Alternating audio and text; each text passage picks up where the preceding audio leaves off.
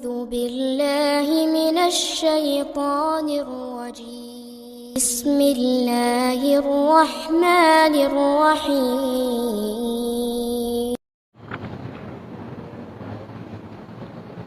Bismillahirrahmanirrahim. Assalamualaikum warahmatullahi wabarakatuh.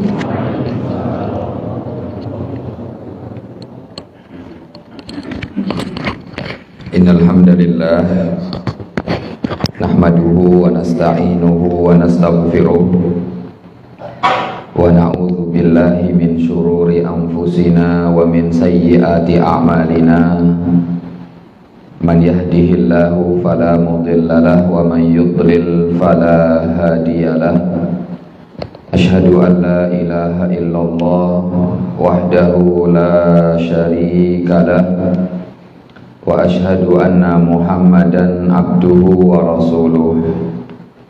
Shalawatullahi wa salamuhu alaihi wa ala alihi wa ashabihi wa man sara ala nahjihi wastanna bisunnatihi ila yaumiddin wa sallama tasliman katsira. Qala Allah ta'ala fi kitabihil karim, ya ayyuhalladzina amanu taqullaha haqqa tuqatih wa la tamutunna illa wa antum muslimun. Ya ayyuhan nasu taqu rabbakumul ladzi khalaqakum min nafsin wahidah wa khalaqa minha zawjaha wa batha minhuma rijalan katsiran wa nisaa'a wattaqullaha alladzi tasaaluna bihi wal arham innallaha kana 'alaikum raqiba. Ya ayyuhalladzina amanu taqullaha wa qulu qawlan sadida yuslih lakum a'malakum wa yaghfir lakum dhunubakum wa man yuti'illaha wa rasulahu faqad faza fawzan 'azima. Amma ba'du, Bapak dan Ibu jamaah Masjid Syuhada yang semoga dirahmati oleh Allah Subhanahu wa ta'ala.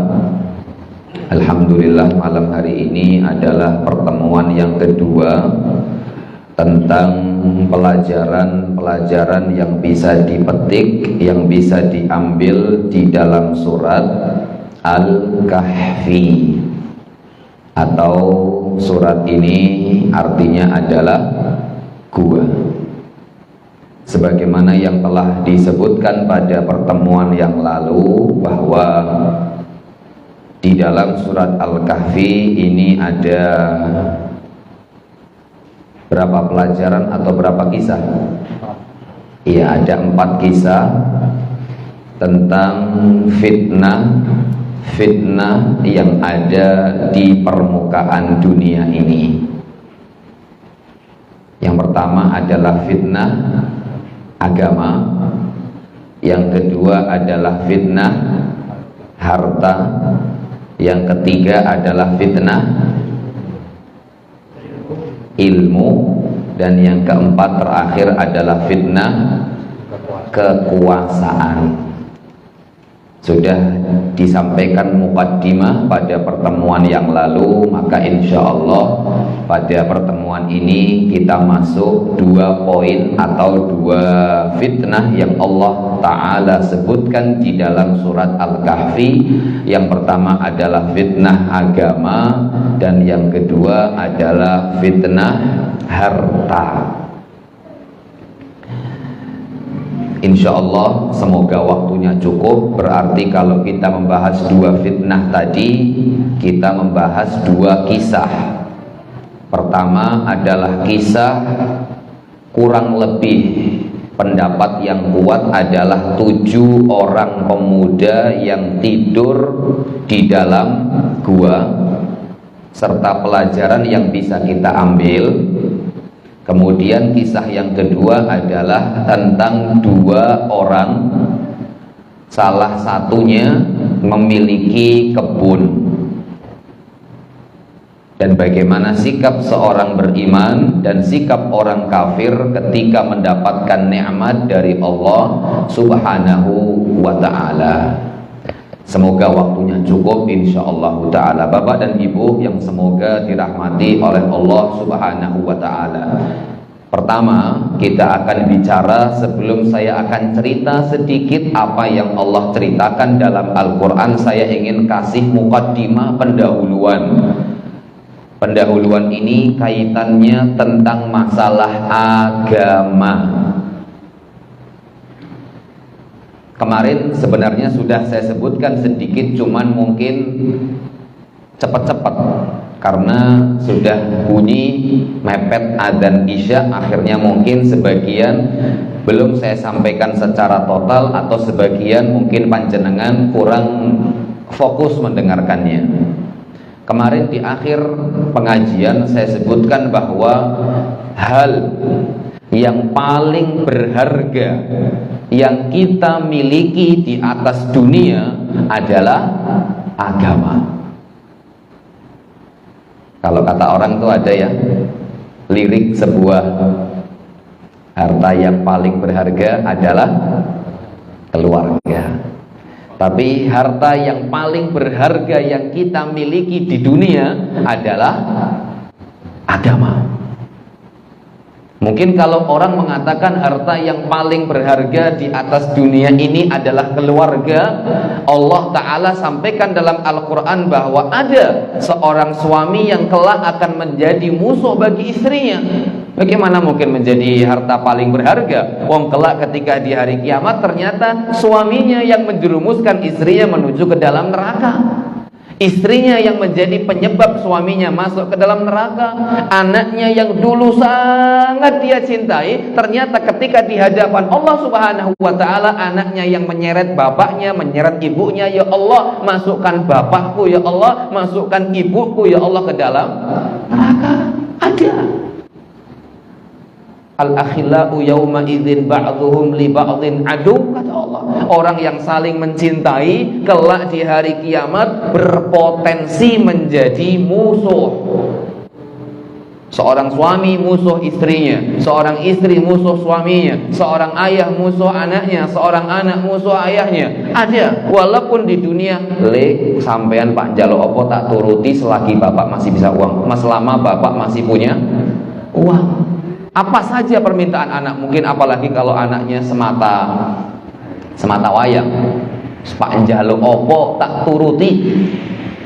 Nah, saya anak satu-satunya, mungkin dulu ya nikmat sekali, mau minta apa mungkin dikasih sama orang tua. Seadanya orang tua, semampunya orang tua, mungkin orang tua akan maksimal memberikan semua yang mereka miliki. Tapi nggak menutup kemungkinan seorang ayah yang sayangnya luar biasa kepada anak kelak di hari kiamat akan menjadi musuh.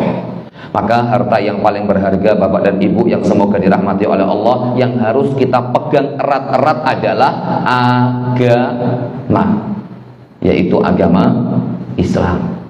Bersyukur sekali, saya ingin bawa dan ajak diri saya pribadi dan panjenengan semua Bapak, bahwa bersyukur sekali Allah melahirkan kita di atas agama Islam. Kita nggak milih, kita nggak dikasih pilihan sama Allah. Lahir alhamdulillah di tengah-tengah keluarga Islam. Belajar SD mungkin SD yang Islam, belajar SMP mungkin SMP Islam, belajar di SMA Islam. Alhamdulillah sampai detik ini Allah mudahkan kita untuk bisa kenal pengajian, duduk di pengajian yang disampaikan Al-Quran, yang disampaikan hadis Nabi Muhammad SAW. Bersyukur alhamdulillah. Banyak ribuan miliaran orang di luar sana mungkin agamanya Allah tidak kasih mereka dengan agama Islam. Allah Subhanahu wa ta'ala berfirman di dalam Al-Quran, wa may yabtaghi, surat Ali Imran, wa may yabtaghi ghairal islami dinan fala yuqbala minhu wa huwa fil akhirati minal khasirin. Siapa saja yang mencari memiliki agama selain agama Islam, maka dia tidak akan diterima agamanya di hari kiamat, dan kelak di hari kiamat dia termasuk orang-orang yang sangat rugi. Kita mungkin di dunia nggak punya keluarga, naudzubillah, sebatang karat, satu-satunya tir. Misal, nggak punya banyak uang, hidupnya tirakat terus. Rumahnya mungkin beratapkan langit, beralaskan tanah ya. Berarti benar-benar wis pelong-pelongan Mas sudah. Cuman punyanya agama tok. Alhamdulillah Allah lahirkan saya dalam keadaan muslim, sampai sekarang masih muslim, masih bisa ngerti Al-Quran, masih bisa ngerti hadis Nabi Muhammad. Itu nikmat besar. Kenapa nikmat besar? Karena dunia paling lama berapa sih hidup di dunia? Maksimal 70 tahun. Dan yang lebih dari 70 tahun itu jumlahnya sedikit. Nabi Muhammad bersabda, a'maru ummati ma baina sitina wa sab'in. Umur umatku itu antara 60 sampai 70. Yang sudah lebih dari 70 itu bonus, dan itu sedikit kata Allah, kata Nabi Muhammad sallallahu alaihi wasallam. Yang sudah umur 70 ya berarti sudah siap-siap. Yang sudah lebih dari 70 itu berarti dikasih bonus sama Allah. Jangan sia-siakan bonusnya. Bersyukur ya Allah, alhamdulillah di umur 71 tahun ini saya masih bisa dengar pengajian. Bapak dan Ibu yang semoga dirahmati oleh Allah, itu ingin saya sampaikan bahwa nikmat terbesar, harta terbesar adalah agama. Nabi Muhammad sallallahu alaihi wasallam, beliau mengajarkan sebuah doa. Doanya sering dibaca kalau pas doa bersama atau kalau pas apalah, biasanya sering di beberapa momentum pengajian atau beberapa momentum sunatan atau apalah. Biasanya kiainya atau ustadznya atau habib atau siapa saja sering baca doa ini. Saya ingin sebutkan satu saja. Rasulullah SAW pernah mengajarkan Allahumma aslih li dini. Biasanya dibaca Allahumma aslih lana dinana alladzi huwa ismatu amrina wa aslih akhiratana allati hiya ma'aduna wa aslih lana dunyana allati fiha ma'aduna. Allahumma ij'al hayatan lana ziyadatan fi kulli khair wal mauta rahatan min kulli syarr. Itu diantara doanya. Nabi Muhammad SAW menyebutkan beberapa poin yang ingin saya sampaikan. Pertama, Rasulullah bersabda, Allahumma aslih lana dinana allati huwa ismatu amrina. Ya Allah, yang disebutkan Nabi Muhammad pertama di doa beliau adalah permasalahan ini, dan ingat baik-baik. Ya Allah, perbaikilah, saya ulangi, Allahumma aslih lana dinana. Ya Allah, perbaikilah agama kami ya Allah, jagalah agama kami ya Allah. Kenapa Nabi Muhammad SAW minta sama Allah agar Allah menjaga, memperbaiki agama yang kita telah pegang sekarang ini, yaitu agama Islam? Nabi Muhammad menyebutkan alasannya, alladzi huwa ismatu amrina, yang karena agama ini adalah penjaga dari semua urusanku ya Allah. Kita ingin selamat dalam dagang harus ngerti agama. Kita ingin selamat dalam bekerja harus ngerti agama. Kita ingin didik anak biar anak itu bisa masuk surga bareng dengan bapaknya, keluarganya, harus pakai agama. Kita bisa kumpul bareng dengan istri, dengan keluarga di dunia dan sampai di surga harus dengan agama. Semua ini sudah diatur oleh Allah dengan agama. Sampai mau masuk buang air besar pun kita juga diatur pakai agama. Mau buang air besar masuk pakai kaki kiri. Kalau di tidak boleh pegang kemaluan pakai tangan kanan, dan seterusnya. Madep ke arah ke arah kiblat atau membelakangi kiblat juga tidak diperbolehkan, dan seterusnya, semuanya. Kenapa Nabi Muhammad SAW minta sama Allah, ya Allah jagalah agama kami, perbaikilah urusan agama kami ya Allah? Ternyata karena agama itu adalah penjaga semua urusan kita. Artinya kalau agamanya rusak, maka semua urusan duniawi dan akhirat kita juga ikut rusak. Pingin keluarga yang sakinah, mawaddah, warahmah tanpa agama, semu. Bahagia tapi bahagia semu. Pingin dagang tapi tidak ngerti masalah agama, ya akhirnya sengsara. Mungkin sekelibetan, ya bahasa Jawanya sekelibetan. Mungkin nikmat luar biasa, laris dan macam-macam, tapi nggak barokah, dan seterusnya. Karena semua orang itu hidup dengan agama. Kemudian Nabi Muhammad minta sama Allah, Allahumma aslih, saya ulangi tadi, Allahumma aslih lana dinana alladzi huwa ismatu amrina wa aslih akhiratana allati ilaiha ma'aduna. Ya Allah, perbaikilah akhirat kami, sholat kami, ibadah-ibadah kami, perbaikilah ya Allah, bantulah, karena akhirat itu adalah tempat kami kembali. Jadi kita minta sama Allah, ya Allah perbaiki urusan akhiratku ya Allah. Kenapa demikian? Karena kelak kita akan kembali ke kehidupan akhirat. Kita nggak akan terus selamanya di dunia. Cepat atau lambat Bapak dan Ibu, kita akan kembali ke kampung akhirat. Dan itulah sebenar-benar kampung tempat tinggal. Kalau kita sudah meninggal dari dunia ini, sudah selesai, selama-lamanya kita akan hidup di akhirat. Selama-lamanya. Tinggal kita milih, cuma 2 milihnya, nggak usah kalau sekolah dulu ada A, B, C, D. Kalau urusan akhirat cuma 2, A atau B, neraka atau, kalau nggak surga berarti masuk, kalau nggak neraka berarti masuk, nggak ada yang ketiga. Orang gila gimana usah masuk surga atau masuk neraka, atau di tengah-tengah, nggak masuk surga, nggak masuk neraka. Karena ada pernah dengar saya mengatakan fatwanya orang gila itu nggak masuk surga, ya nggak masuk neraka. Berarti di mana? Nggak masuk surga, masuk neraka. Ya. Pembahasan itu bukan tempatnya, khawatir nggak cukup. Bapak dan Ibu yang semoga dirahmati oleh Allah, itu yang pertama, agama ya penting. Kata saya sebutkan satu ucapan para ulama, Al-Manawi rahimahullahu ta'ala.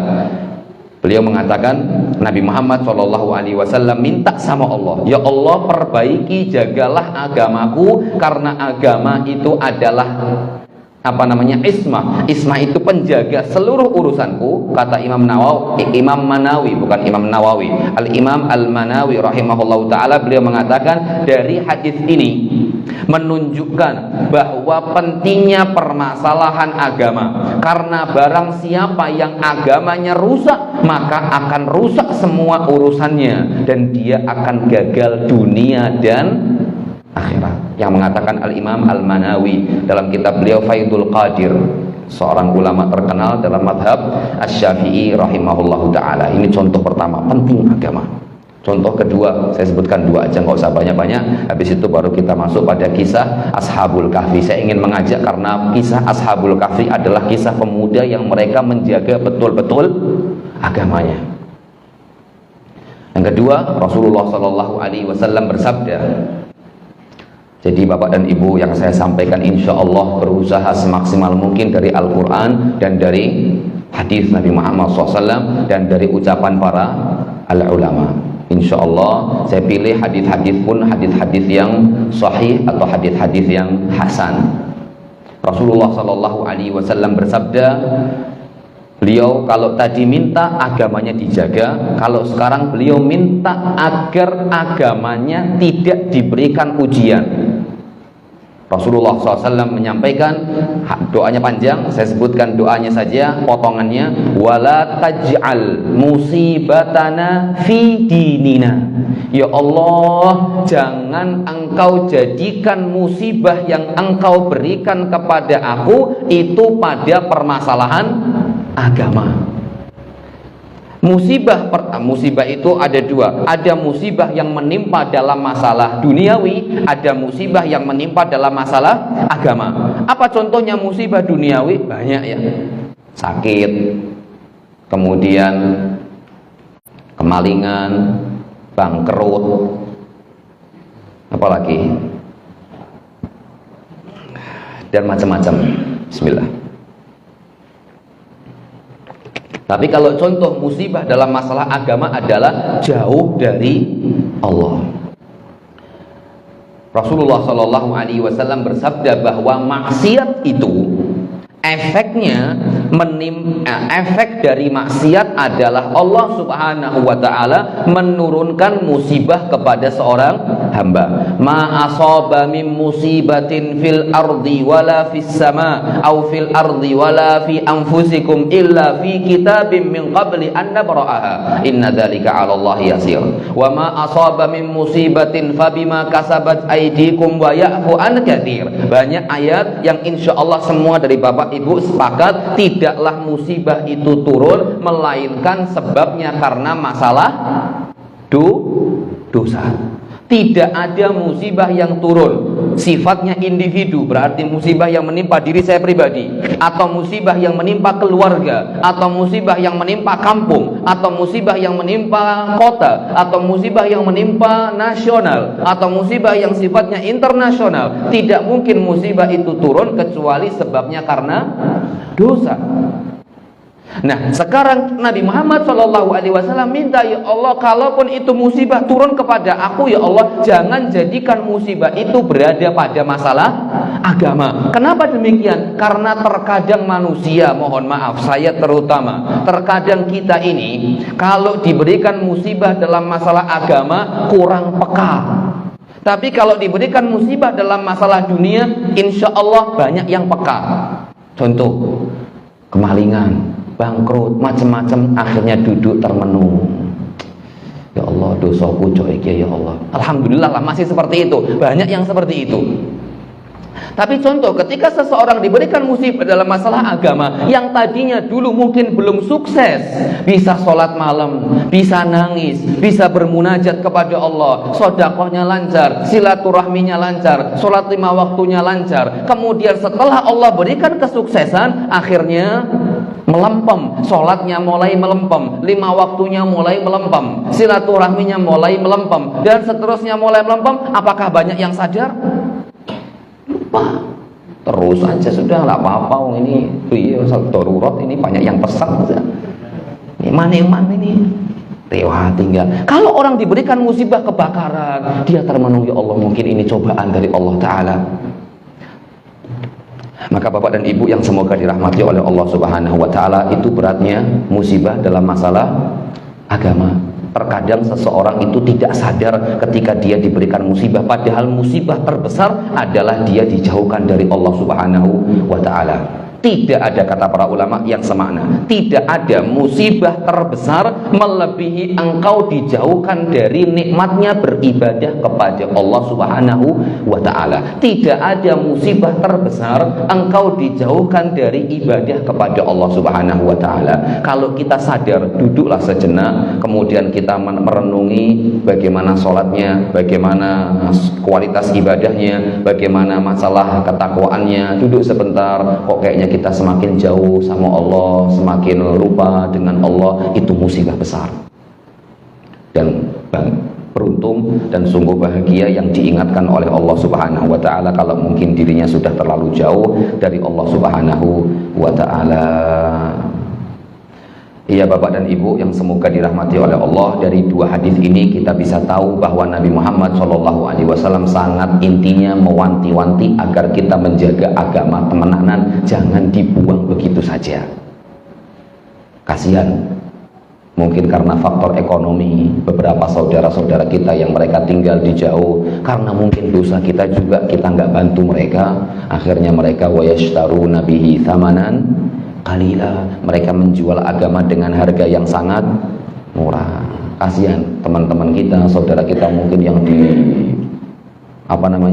pelosok-pelosok, dikasih sarimi, disekolahkan, dikasih sepatu, dikasih tas, dikasih sekolah, macam-macam. Kemudian datang setelah itu pendeta dan dibaptis, akhirnya keluar dari agama Islam. Ya mereka salah, tapi juga kita juga mungkin punya andil salah karena kita tidak peka dan tidak membantu mereka semuanya. Semoga Allah mengampuni dosa kita semuanya. Ya Bapak dan Ibu yang semoga dirahmati oleh Allah Subhanahu wa taala. Kita sekarang lihat surat Al-Kahfi. Itu sedikit mukaddimah bagaimana Nabi Muhammad SAW sangat-sangat menjaga masalah agama dan jangan sampai kita sepelekan masalah agama. Kemudian sekarang kita masuk kisah Ashabul Kahfi. Allah berfirman seperti yang kemarin sudah saya sebutkan, mulai ayat yang ke-9 sampai ayat yang ke berapa kemarin saya sebutkan? 19? Bukan, 20, 21, 22, 23, 24, 25, 26 sampai 26. Iya. Dari ayat 9 sampai ayat ke-26. Semoga cukup kalau saya bacakan semuanya insyaallah. Intinya dari ayat 9 sampai ayat ke-26 ini Allah bercerita tentang kisah Ashabul Kahfi, para pemuda yang masuk ke dalam gua. Saya ingin bacakan kisahnya ayat per ayat, kemudian saya terjemahkan. Mungkin mohon maaf saya tidak bacakan ayatnya, tapi saya bacakan terjemahnya saja. Kemudian saya kasih sedikit pembahasan untuk menjelaskan ayat tersebut. Setelah selesai kemudian saya akan bacakan pelajaran yang bisa dipetik. Allah berfirman tadi ayat berapa? 9 sampai 26 ya. 9 sampai 26 seperti yang saya sampaikan kemarin, 3 ayat pertama itu Allah menceritakan secara global. Kemudian ayat keempat sampai selanjutnya Allah menceritakan secara terperinci. Berarti ayat 9, ayat 10, ayat 11 ini Allah berbicara tentang seorang atau beberapa orang pemuda yang masuk ke dalam gua. Kemudian Allah tidurkan mereka selama ratusan tahun. Setelah itu Allah bangkitkan mereka kembali. Itu kisahnya secara umum, ayat 9, 10, 11. Kemudian 12, 13 sampai 26 Allah Subhanahu wa taala menceritakan secara terperinci. Oke, saya sebutkan atau saya bacakan saja ayat yang ke-9. Allah berfirman, saya nggak bacakan ayatnya Bapak dan Ibu. Apakah engkau mengira bahwa orang yang mendiami gua dan yang mempunyai rokim itu termasuk tanda-tanda kebesaran kami yang menakjubkan? Ingatlah ketika pemuda-pemuda itu berlindung ke dalam gua, mereka berdoa, ya Tuhan kami, berikanlah rahmat kepada kami dari sisimu dan sempurnakanlah petunjuk yang lurus bagi kami dalam urusan kami. Ayat 11, maka kami tutup telinga mereka di dalam gua itu selama beberapa tahun. Kemudian ayat 12, kemudian kami bangunkan mereka agar kami mengetahui manakah di antara kedua golongan itu yang lebih tepat dalam menghitung berapa lamanya mereka ditinggal di dalam gua tersebut. Mohon maaf saya tadi disebutkan 3 ayat, yang benar adalah 4 ayat. Ayat 9, ayat 10, ayat 11 dan ayat 12 itu kisah secara global. 13 ke bawah Allah ceritakan secara detail. Bapak dan Ibu yang semoga dirahmati oleh Allah, ingin saya sebutkan satu pelajaran atau satu kisah yang tidak disebutkan di sini. Allah berfirman tadi ayat yang ke-19, apakah engkau mengira bahwa orang yang mendiami gua dan yang mempunyai rokim itu termasuk tanda-tanda kebesaran kami yang menakjubkan? Kenapa Allah menceritakan atau menyebutkan pertanyaan ini dalam surat Al-Kahfi ayat 9? Allah nanya nih, saya ulangi lagi, Allah bertanya, apakah kamu ini mengira bahwa tidurnya orang-orang di gua dengan waktu yang sangat lama, kemudian Allah bangunkan lagi, itu merupakan tanda Allah yang menakjubkan? Allah ingin sampaikan bahwa di luar itu dan selain itu masih ada tanda-tanda Allah yang lebih menakjubkan. Langit tanpa tiang berdiri dari awal sampai sekarang gak ambruk-ambruk. Bumi 7 lapis, air keluar terus gak habis-habis. Kemudian tubuh manusia seperti ini, bisa seperti ini, sempurna. Hidung 1, telinga 2, mata 2, keringat, semacam-macam lah. Ini luar biasa. Kenapa Allah bertanya demikian? Apakah kamu mengira tidurnya orang-orang yang masuk ke dalam gua untuk waktu yang cukup lama ini adalah kamu kira tanda-tanda kebesaran Allah yang menakjubkan? Karena dalam sebuah riwayat Ibnu Katsir rahimahullahu taala menyebutkan satu hadis bahwa orang Yahudi, kisah Ashabul Kahfi ternyata tidak hanya disebutkan di dalam Al-Quran saja, tapi kisah Ashabul Kahfi juga sudah sampai di telinga orang-orang Yahudi di zaman mereka dahulu. Sehingga orang Yahudi mendatangi Nabi Muhammad SAW bertanya tentang 3 hal. 3 hal ini tujuannya untuk ngetes. Kalau Nabi Muhammad jawabannya benar, berarti Nabi Muhammad ini memang seorang Nabi. Yang pertama ditanya tentang kisah Ashabul Kahfi. Berarti kisah ini sudah ada dari sejak zaman orang-orang Yahudi. Mereka takjub dengan kisah Allah menidurkan banyak orang di dalam gua untuk ratusan tahun. Mereka takjub. Makanya Allah tanya, apakah yang seperti itu kamu takjub? Merupakan tanda-tanda kebesaran Allah yang menakjubkan? Masih ada tanda-tanda kebesaran Allah yang lebih menakjubkan daripada tidurnya para Ashabul Kahfi. Iya, Ashabul Kahfi tanda Allah yang menakjubkan, tapi masih banyak tanda-tanda Allah Subhanahu wa taala yang menakjubkan melebihi tidurnya para Ashabul Kahfi. Yang pertama tadi orang Yahudi bertanya kepada Nabi Muhammad tentang Ashabul Kahfi, kemudian yang kedua orang Yahudi bertanya kepada Nabi Muhammad tentang Dzul Qarnain. Nanti kita akan ceritakan juga di akhir yang keempat. Yang ketiga, Nabi Muhammad ditanya oleh orang Yahudi tentang ruh. Yas'alunaka 'anir ruh. Mereka bertanya kepada Nabi Muhammad tentang masalah ruh. Ruh itu apa Muhammad? Nabi Muhammad menjawab Ashabul Kahfi, Nabi Muhammad menjawab kisah Dzulqarnain. Untuk masalah ruh Nabi Muhammad diam. Kemudian setelah itu Allah Subhanahu wa taala turunkan ayat tentang masalah ruh. Itu sedikit ya, 4 ayat 9, 10, 11, 12. Lanjut. Kemudian Allah berfirman, kami ceritakan kepadamu Muhammad kisah mereka dengan sebenarnya. Ini mulai Allah perinci. Sesungguhnya mereka adalah pemuda yang beriman kepada Tuhan mereka, dan kami tambahkan petunjuk kepada mereka. Nah, ini pelajaran Bapak dan Ibu yang semoga dirahmati oleh Allah. Allah Subhanahu wa taala menceritakan kepada kita semua lewat Al-Qur'an, khususnya di dalam surat Al-Kahfi, bahwa orang-orang yang masuk ke dalam gua itu orang tua atau pemuda? Pemuda. Dan pernah saya sampaikan di tempat ini bahwa batas akhir orang dikatakan pemuda adalah umur 40 tahun. Berarti cukup merupakan kabar gembira bagi panjenengan yang umurnya masih 38. Alhamdulillah saya masih muda. Tenang, jangan merasa tua ya, nggak apa-apa. Masih muda jenengan insya Allah. Yang sudah 40 tahun ke atas baru sudah tua. Ya. Bismillah. Nabi Muhammad SAW diutus oleh Allah ketika beliau umur 40 tahun. Kata para ulama, umur 40 tahun itu umur mateng. Kalau di bawah 40 tahun masih, bahasa orang sekarang, masih labil, masih mencari jati diri, masih labil, belum dedek gitu ya.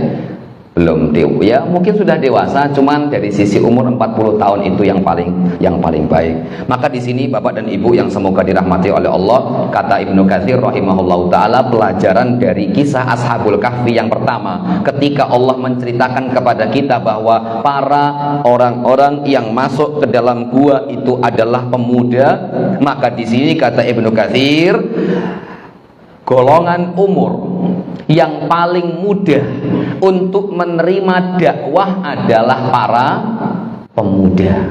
Atau di sini kira-kira insya Allah banyak pemudanya lah ya. Kalau maksimal umur pemuda itu adalah 40 tahun, insya Allah banyak pemuda di sini. Kalau kita lihat nih, sahabat Nabi Muhammad SAW hampir semuanya adalah pemuda. Orang-orang tua seperti Abu Jahal, Abu Lahab ngeyel-ngeyel dikandani. Tapi pemuda Abu Bakar sama Nabi Muhammad selisihnya sedikit, 2 tahun. Lebih tua siapa? Nabi Muhammad atau Abu Bakar? Lebih tua Nabi Muhammad SAW.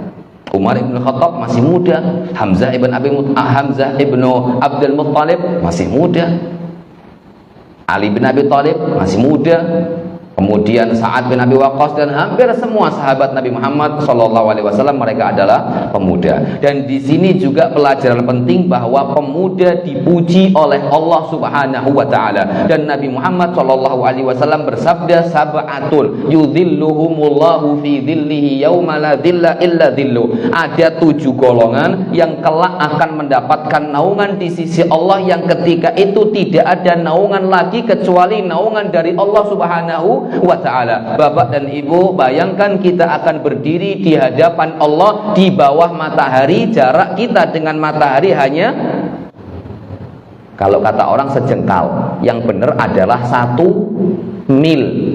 Saya kurang tahu 1 mil itu berapa kilometer. 1,6 kilometer.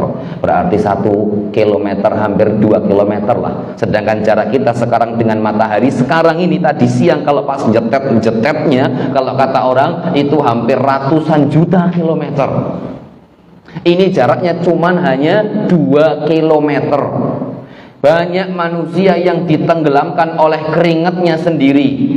Ada yang keringatnya sampai dada, ada yang sampai mata udel, pusar, ada yang sampai lutut, ada yang sampai mata kaki. Dan beruntung mereka yang mendapatkan naungan dari Allah. Siapa di antara 7 orang itu? Kata Nabi Muhammad, syabun nasya'a fi ibadatillah, pemuda yang hidupnya selalu beribadah kepada Allah. Kenapa Nabi Muhammad SAW memuji seorang pemuda? Karena pemuda ini banyak keplesetnya ketimbang orang tua. Dari sekian banyak fitnah-fitnah yang ada di media sosial, di dunia maya atau di dunia nyata, hampir semuanya dikhususkan untuk pemuda. Kafe, untuk siapa kafe dibuat? Untuk bapak-bapak, untuk saya yang masih muda, dibuat remeng-remeng biar tambah asyik. Ya nggak apa-apa kalau saya bawa istri, ya nggak apa-apa, halal, monggo sampai pagi di situ ya boleh, gitu ya. Kemudian ya, semacam-macam lah ya. Di HP luar biasa, ya Allah, ya nikmat lah.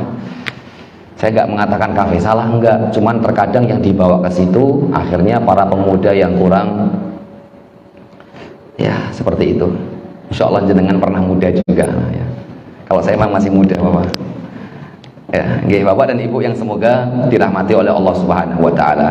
Ya, bagaimana Nabi Muhammad SAW memberikan apresiasi luar biasa kepada seorang pemuda. Nabi Muhammad SAW juga mengatakan, sesungguhnya Allah Subhanahu wa taala mencintai seorang pemuda yang tidak memiliki sabwah. Sesungguhnya Allah Subhanahu wa taala mencintai seorang pemuda yang tidak memiliki sabwah. Apa itu sabwah? Sabwah itu adalah kecondongan untuk menghambur-hamburkan harta atau membuang-buang waktu. Kalau kita lihat pemuda sekarang, ya punya duit sedikit, apa? Tarik kabel katanya. Saya ingat lagi istilah itu. Narik kabel. Nauzubillah min dzalik. Umurnya dibuang habis dan seterusnya. Saya punya teman, saya terkadang malu dengan beliau. Tak ingat-ingat itu nasihat beliau. Cuman kalau saya praktekkan cukup susah. Beliau pernah cerita kalau anaknya nggak mau sekolah kecuali ditemanin sama bapaknya. Nggak mau sekolah kecuali minta ditemenin sama bapaknya. Waktu itu masih kelas 1 SD. Ditemenin sama bapaknya 6 bulan lamanya. Dari pagi sampai siang. Itu ingat saya nggak kerja 6 bulan lamanya. Nggak kerja, nggak dapat pemasukan uang, nggak kerja sama sekali 6 bulan lamanya. Hanya nungguin anak saya tok dari pagi sampai siang. Sampai saya bisa khatam Riyadhus Shalihin 2 kali. Dalam waktu 6 bulan baca Riyadhus Shalihin dari awal sampai terakhir, baca lagi dari awal sampai terakhir sampai khatam. Berarti beliau Masya Allah, mungkin secara ilmu matematika duniawinya waktunya habis.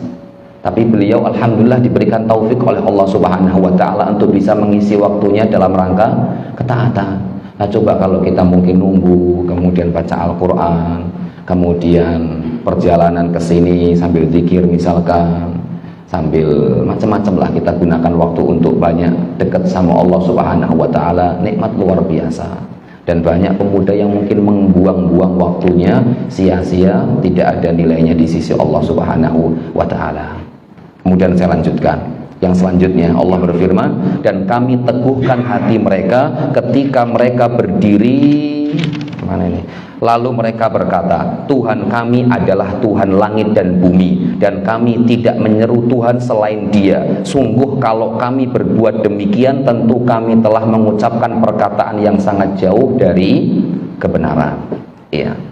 Dari ayat ini Bapak dan Ibu, kita tahu bahwa di zaman pemuda ini, dan Allah Subhanahu wa taala tidak menyebutkan siapa namanya, Allah tidak menyebutkan di mana tempat mereka, Allah tidak menyebutkan mereka hidup di zaman siapa, Allah juga tidak menyebutkan siapa nama rajanya. Maka kita cukup untuk mengetahui apa yang Allah Subhanahu wa taala sampaikan di dalam Al-Qur'an.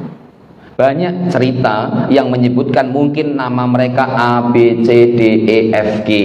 Ada yang mengatakan raja mereka namanya adalah ini, mereka hidup di zaman ini, mereka hidup di zaman itu. Tapi semuanya tidak berdasar dari Al-Quran dan juga tidak berdasar dari hadis Nabi Muhammad SAW yang sahih. Sehingga kita cukupkan dengan apa yang Allah sampaikan dan apa yang disampaikan oleh Nabi kita Muhammad SAW. Mereka para pemuda ini hidup di zaman yang ketika itu kesyirikan merajalela. Para pemuda ini mereka hidup di zaman orang-orang ketika itu banyak menyembah kepada selain Allah Subhanahu wa taala. Artinya mereka cukup gelisah, gundah gulana ketika melihat masyarakatnya, mungkin orang tuanya, bahkan disebutkan dalam tafsir Ibnu Katsir dan beberapa tafsir yang lain, bahkan orang tuanya pun juga banyak yang beribadah kepada selain Allah Subhanahu wa taala. Akhirnya mereka ini di sisi Allah, kami teguhkan hati mereka, kemudian mereka berdiri kepada di hadapan bapak-bapaknya, di hadapan saudara-saudaranya, di hadapan masyarakatnya. Mereka mengatakan, Tuhan kami adalah Tuhan langit dan bumi. Rabbuna Rabbus samawati wal ard, lan nad'uwa min dunihi ilahan laqad qulna idzan syatata. Mereka berdiri mantap tegas. Kalau masalah tauhid mereka mantap. Mereka mengatakan Tuhan kami adalah Tuhan langit dan bumi. Kami tidak bakal menyeru Tuhan selain Allah Subhanahu wa taala. Sungguh kalau kami berbuat syirik, maka kami telah mengucapkan perkataan yang sangat jauh dari kebenaran. Saya sering sampaikan Bapak dan Ibu yang semoga dirahmati oleh Allah Ta'ala, bahwa dalam masalah fikih mungkin kita berbeda pendapat dan itu tidak masalah. Ada yang mungkin sholatnya Allahu Akbar nempel di sini seperti kita sekarang madhab Syafi'i, tapi madhab Maliki Allahu Akbar ke bawah. Mungkin banyak lihat kalau jenengan pas berangkat umroh atau berangkat haji, Allahu Akbar ke bawah. Ada yang atahiyatnya sambil goyang-goyang. Masalah biasa, itu masalah fikih. Sami Allahu liman hamidah, ada yang turun seperti kita, ada yang sami Allahu liman hamidah. Ketika sholat sunnah yang rokaatnya cuman yang tasyahudnya cuman ada satu, contoh sholat sunnah atau sholat subuh, ada yang mengatakan tahiyatnya tawarruk itu bokong sebelah kiri, mohon maaf, nempel di atas, bukan kaki tapi di atas lantai. Tapi ada yang duduknya iftirosh itu adalah kebalikannya, di atas kaki sebelah kiri. Itu masalah fikih dan enggak masalah berbeda pendapat. Imam Syafi'i, Imam Ahmad, Imam Abu Hanifah, Imam Malik berbeda pendapat dan mereka lapang dada. Imam Ahmad rahimahullah ta'ala mengatakan bahwa tidak ada yang namanya kunut subuh. Tapi Imam Syafi'i rahimahullahu ta'ala mengatakan ada kunut subuh. Ketika Imam Syafi'i berangkat menuju Imam Ahmad, ya beliau legowo nggak kunut subuh. Ketika Imam Ahmad pergi ke Imam Syafi'i, kemudian Imam Syafi'i jadi imam dan beliau kunut subuh, ya Imam Ahmad berangkat mengangkat tangan untuk ikut kunut subuh. Itu legowo dalam masalah fiqih. Tapi mereka para ulama sepakat satu hal dalam masalah akidah, tidak ada yang berbeda. Tuhan kita adalah Allah Subhanahu wa ta'ala satu. Monggo, kirain mau kemana Pak? Ya, barakallahu fiik Pak. Ya. Ini siapa namanya pemuda tadi, mereka lantang berkata di hadapan orang-orang yang berbuat syirik, faqalu idqamu faqalu rabbuna rabbus samawati wal ard lan nad'u min dunihi ilahan laqad qulna idzan syatata. Kemudian Allah lanjutkan ayat ke-15, haula'i qaumun attakhadhu min dunihi aliha laula ya'tuna 'alaihim bisultanin bayyin faman adzlamu mimman iftara 'ala Allahi kadziba. Mereka ceritakan mereka itu adalah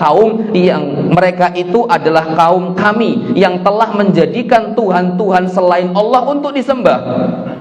Lihat, mereka sendiri yang menceritakan bahwa bagaimana kisah ketika itu zaman mereka adalah zaman banyak orang yang berbuat kesyirikan kepada Allah Subhanahu wa ta'ala. Dan saya ingin sampaikan sekali lagi, mungkin saya sering sampaikan bahwa tidak ada dosa yang lebih besar melebihi dosa syirik. Tidak ada dosa yang tidak akan mungkin diampuni oleh Allah Ta'ala ketika meninggal dalam keadaan belum bertaubat kecuali dosa syirik. Dosa-dosa besar selain dosa syirik, para ulama ahli sunnah mengatakan bahwa apabila seseorang berzina, apabila seseorang mencuri, apabila seseorang minum khamr, contoh 3, semuanya ini adalah dosa besar. Zina, kemudian minum khamr, kemudian mencuri atau membunuh. Tak kasih satu lagi, membunuh, 4 sudah. Meninggal belum taubat sama Allah Ta'ala, maka semuanya terserah Allah. Kalau Allah mau mengadab, yaitu keadilan Allah. Kalau Allah mau mengampuni, itu juga hikmah dan kemahamurahan Allah Subhanahu wa ta'ala. Oke, bisa dipahami ya? Tapi kalau syirik tidak mungkin diampuni oleh Allah Ta'ala. Ketika taubat meninggal dalam keadaan syirik, abadan selama-lamanya kekal di dalam neraka. Ngeri pokoknya. Kita ibadah banyak, tapi kemudian jatuh pada kesyirikan, hilang semua ibadahnya, dan kita meninggal dalam keadaan na'udzubillah musyrik, dan kita kekal di dalam neraka selama-lamanya.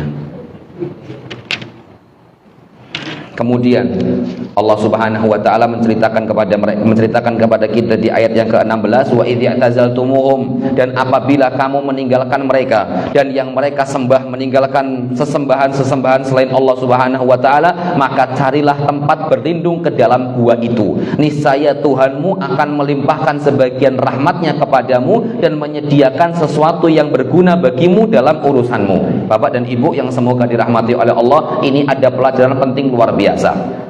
Pelajarannya adalah seseorang itu akan dikumpulkan dengan sesuatu yang sama, yang nyambung. Kadang kita ngobrol sama orang nggak nyambung karena memang nggak sama. Kita ketemu orang mungkin belum kenal, kemudian duduk bareng ngobrol kok klik nyambung, berarti ada kesamaan.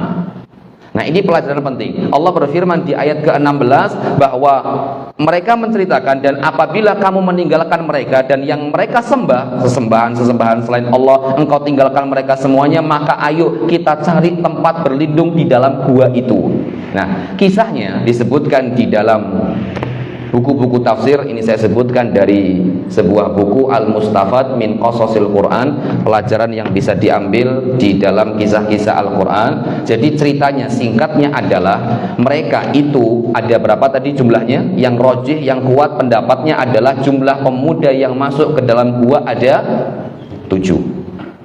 Ini yang rojih. Isyaknya jam 19.23. Subhanallah, satu lagi. Gak apa-apa, ini paling penting, gak apa-apa sudah. Ketika mereka masuk gua 7 orang, ketika mereka 7 orang masuk ke dalam gua, mereka tidak sepakat bareng-bareng ke gua. dan mereka bukan keluarga, dan mereka tidak konspirasi, kumpul bareng di sini kemudian berangkat, enggak. Tapi ketika itu di tempat mereka, di zaman ketika itu ada acara kesyirikan. Tidak disebutkan apa acaranya, mungkin menyembah berhala atau yang lainnya. Ada acara kesyirikan. Kemudian salah satu dari mereka keluar nggak ikut, duduk di bawah pohon. Satunya lagi nggak ikut, duduk di situ.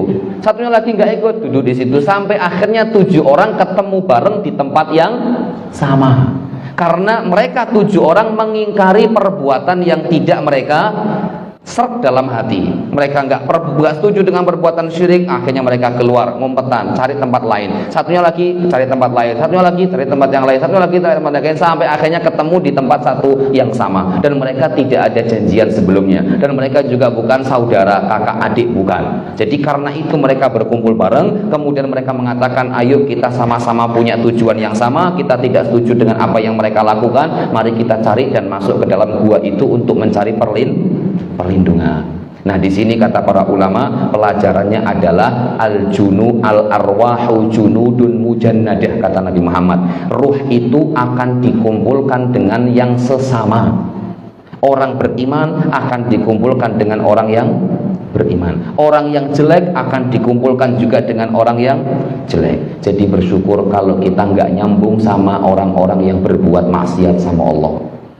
Bersyukur. Kalau kemudian kita senang duduk di majelis ilmu seperti ini, terlepas musolanya asenan ya, duduk di sini enak, kemudian senang, banyak teman-teman, nyari teman-teman, berarti mungkin alhamdulillah Allah tetapkan hati kita untuk mencintai sesuatu yang baik. Kalau di sini ngerasa nggak enak, senangnya sama yang di luar, senangnya sama yang jauh dari Allah, berarti segera taubat kepada Allah Subhanahu wa taala, karena Nabi Muhammad bersabda, al-arwah junudun mujannadah. Kata para ulama, al-akhyar yamilu ilal akhyar. Orang baik itu akan condong milih teman yang baik. Wal asyror yamilu ilal asyror. Dan orang jelek itu akan condong milih teman yang juga sama-sama jelek.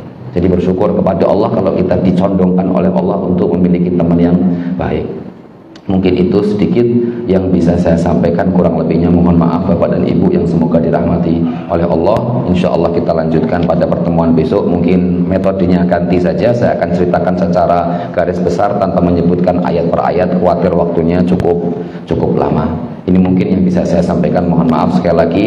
Wassallallahu ala nabiyina Muhammadin wa ala alihi wa sahbihi wa baraka wa sallam. Walhamdulillahirabbil alamin. Assalamualaikum warahmatullahi wabarakatuh.